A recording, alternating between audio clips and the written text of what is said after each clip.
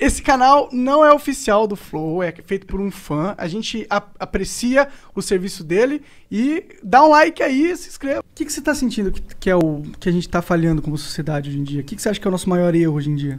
Cara, o erro de hoje em dia é o erro de sempre. É o erro de séculos atrás.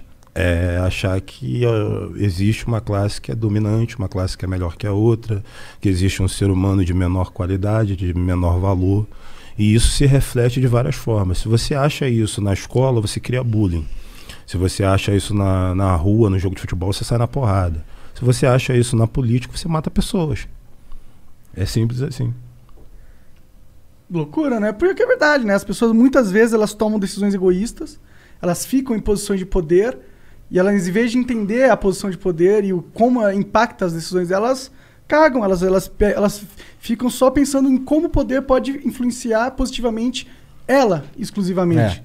E é isso que aí acaba esquece fudendo do cara tudo, que tá né? lá, que tá acreditando nesse cara, que tá depositando todas as fichas nele lá pra ele, porra, ter um amanhã mais maneiro. A gente sempre fez isso erradamente. No disco, eu falo disso, cara.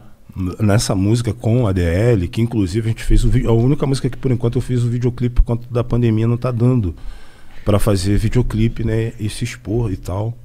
Mas a gente conseguiu fazer o clipe dessa música com a ADL. Nessa música a gente fala de indignação política, né, mostra que cada movimento político partidário errado causa muitos efeitos negativos, desastrosos e às vezes irreversíveis para quem tá lá do outro lado da ponta. E a mudança disso tudo não tá neles, cara. Tá em nós. Então é o que eu chamo no disco o tempo inteiro, que eu tenho falado em algumas palestras, que eu tenho participado de forma online, incentivando as pessoas a serem a própria mudança. Porque, tipo, se você olhar para a política brasileira, você vai ver que são sempre o mesmo perfil. As mesmas cartas, né? Homem, branco e hétero. E rico, tá ligado? E que não vive essa realidade. E tem que ter a mesma diversidade que tem no Brasil inteiro, como país, como nação, precisa ter na representatividade política, tá ligado? Não tem mesmo. Não tem, mano. Com certeza. Porque as pessoas também aprenderam a não gostar de política, aprenderam que política é ruim e aprenderam que é o outro que vai nos representar. Tá ligado? Como se a salvação estivesse na outra pessoa. Então a gente vem há anos, há séculos pedindo para que esse perfil de político entenda as nossas mazelas. E quem vai entender as nossas mazelas é só a gente mesmo, tá ligado? Só nós mesmos. Só nós mesmos, tá ligado? Só nós Por mesmo. isso que às vezes eu vejo assim uma senhora dentro da Cidade de Deus que tem R$300 no bolso, tá ligado? Aí ela tem ali o Mercado Rainha, tem o Presunic, tem mais não sei o quê. E ela sabe que o Presunic é o mais caro, tá ligado? Se ela for comprar tudo no Presunic, não vai dar pra trazer tudo. Então ela compra um pouquinho no Presunic. Mas tem uns bagulho que só tem no Presunic. Exatamente. Então ela vai... Cara, tu tá acha que eu não tô ligado? Tu é doido? Então ela vai lá no Presunic, compra o que só tem lá, vai num outro da CDD, no outro tá mais barato, depois vai no outro mercadinho e com R$300 ela consegue comprar tudo. Se é o político, ele vai no Presunic e compra tudo lá. O dinheiro não é dele. Agora, se ele for fazer uma reforma na casa dele, ele vai procurar o melhor preço, o melhor orçamento. Então, eu acho que a Dona Maria, que tem muito mais noção de gestão e de logística do que muitas outras pessoas, cara. Verdade. Do que o cara... Nossa, minha mãe era mestre dessa porra. Pô, minha mãe fazia coroa, assim, ó, vou nesse mercado aqui, tu vai naquele e teu irmão vai no outro. Aí a gente demorou. Como a gente deixava na fila, às vezes? Sim. Ficava na fila e tal. Cara, teve chegou uma fase, eu devia estar, sei lá, tava com 13, 14 anos por aí, que era eu que ia no mercado, tá ligado? Ia lá, aí ela já falava assim, não, vi aqui tal lugar, vi na TV aí que, pô, tal bagulho tá mais barato assim. Porque assim, não fazia compra do mês. Eu ia lá comprar os bagulho que tava faltando, tá ligado? Então ficava de olho sempre lá nas paradas e toda hora era um mercado diferente. É isso que eu penso, mas é a tua mãe que tem que ser a vereadora, é essa senhora aqui que eu exemplifiquei, que tem que ser a deputada estadual, tá ligado? E assim vai entrando dentro da política e você vai mudando. Eu acho, na minha cabeça, posso estar redondamente enganado, mas eu acho que a gente tendo pessoas mais do povo, dentro da política, eu acho que a gente tem a tendência de conseguir chegar mais próximo, com políticas públicas mais próximas do que as pessoas precisam de verdade. Do contrário, eu acho que eu vejo um distanciamento muito grande, até pelo histórico. Você vê que quando vem alguém dizendo que é a nova política, é alguém que tem o sobrenome do pai. Tá ligado? Então que você começa a ter políticos de carreira e que, tipo assim, não herdam somente o sobrenome do pai, herda também as merdas que o pai, o avô, o tataravô fazia, e assim vai. Então vai criando caciques, desculpe a população indígena, mas esse é um termo utilizado para exemplificar esse tipo de atitude dentro da política. Mas vai criando assim chefes, consertando aqui, dentro raposas velhas dentro da política. Coronéis, né? Também. Coronéis, é a melhor definição. Coronéis dentro da política que não querem largar o osso. Então ninguém tem um plano de melhoramento do Brasil. Ninguém tem um plano de melhoramento do Brasil. Todo mundo fala que tem. Mas ninguém tem. Mas ninguém tem de verdade. Todo mundo tem um plano de poder, cara. É verdade. Todo mundo tem um plano de poder. E a gente viu isso provado mais uma vez agora com o Bolsonaro. Quem puder vai querer se permanecer no poder.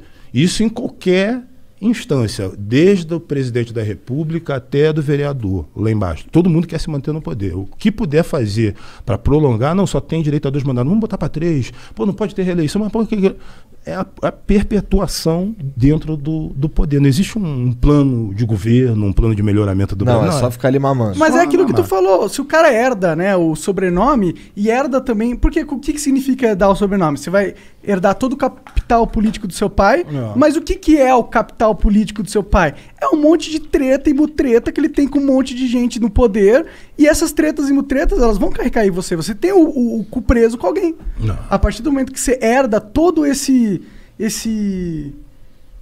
clout político de um cara que já está totalmente corrompido, não tem como você não estar corrompido também.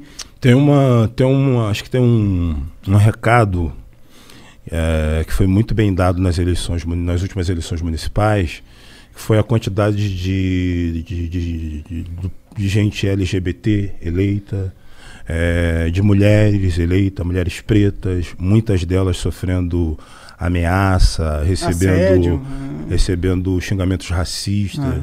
Não tem importância, irmão. Pode gritar, pode espernear, mas o importante é a gente chegar, tá ligado?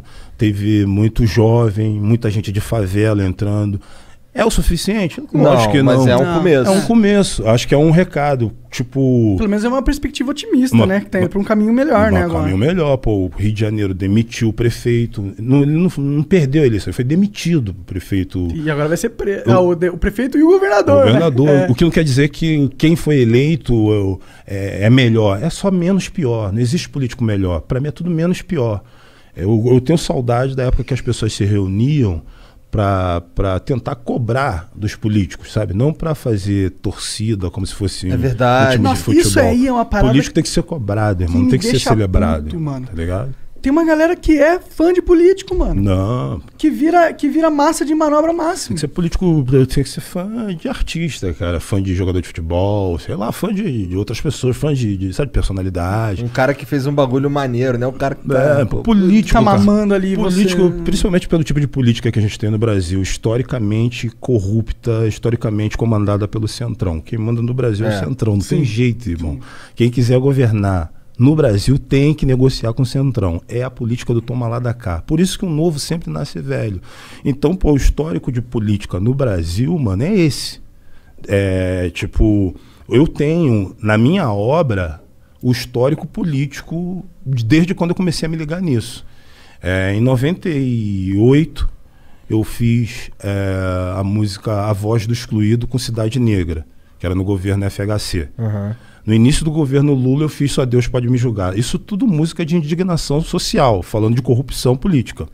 No governo Dilma, no início do governo da Dilma, eu fiz a música Causa e Efeito.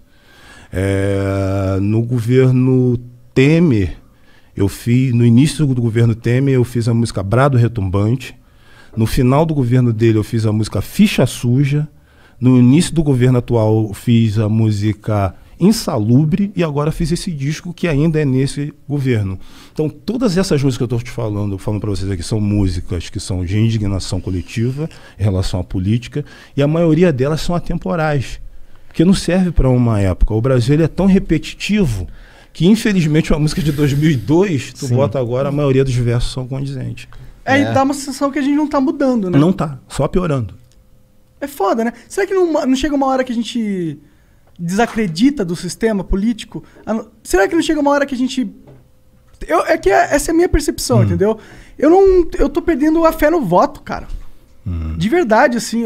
Parece muito que a gente é... sei lá, um bando de gado mesmo, tá ligado? Que é controlado por uma elite e a gente realmente não tem liberdade, mano. Mano, tu pode até sentir um gado dentro do curral, mas aí de vez em quando, irmão, essa portilha pode abrir. Ou então, se juntar o gado todo, for pra cima da cerca, a cerca cai, irmão. Tá ligado? Não, com certeza. O desestímulo do voto, eu acho que tem muito a ver com isso que a gente tá falando de você não ter, um retorno. Já se tu parar, como, hoje eu sou empresa, tá ligado? Eu tenho minhas próprias coisas. As coisas que eu gravo, não tem R$1 de verba pública, é tudo do meu bolso, não tem patrocínio, não tem nada, mano. Quem me patrocina são meus fãs, que cada vez que vão lá, clicam nas minhas coisas e fazem minhas coisas explodir, crescer. Eu não tenho alguém que banca a minha parada, então eu faço tudo sozinho. Aí, tu vê ali a quantidade de impostos que a gente tem que pagar. É muita coisa, irmão. A pessoa que não precisa nem ter empresa. Quem não tem empresa já paga um monte de coisa. São os que mais pagam, né? Quem tem empresa, então, mano, tu tem que pagar um monte de coisa pra tu manter a tua empresa viva, pra tu poder continuar fazendo as coisas. Aí, tu pagar os impostos já é um problema, mas não seria se você visse o retorno disso em políticas públicas eficientes. Sim. Tá ligado? Paga imposto, mas vou no hospital, tem um hospital não tem. Paga imposto, mas vou na rua, tô seguro. Não tem. Pago imposto, mas os meus filhos vão na escola pública e aprendem inglês, aprendem porra São toda. Os três pilares que eu acho que, saúde, segurança e educação.